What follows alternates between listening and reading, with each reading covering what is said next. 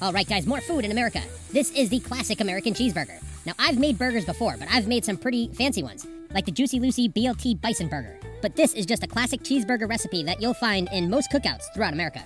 So what I do is for every pound of ground beef, usually 80-20 or 85-15, I make 4 evenly sized meatballs and form them into patties.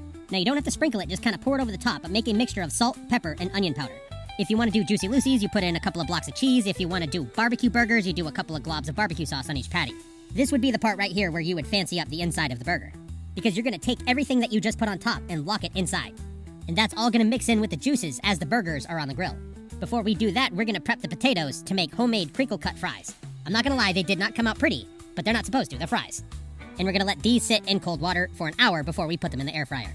1 hour later. Alright, it's been an hour. We're going to have the grill at 400 degrees. They're going to be on each side for 5 minutes. Now when you flip them, you'll notice that they pretty much look done on the top, but the juices are still red. We're going to wait for the red juices to become clear. Flip it one more time and add the cheese. Once the cheese is added, you can turn off the grill and cover it. It'll only need a couple of minutes. So with the fries, you pull them out of the water and dry them off. It's going to be 2 rounds of frying. The first round is a low temperature, 250 degrees, for like 5 to 10 minutes. The second round is a much higher temperature, like 400, 425 degrees, for just a few minutes. In the deep fryer, they come out beautiful, golden brown. The air fryer, not so much, but they're a lot healthier out of the air fryer. Let me know down below what recipe you would like to see next.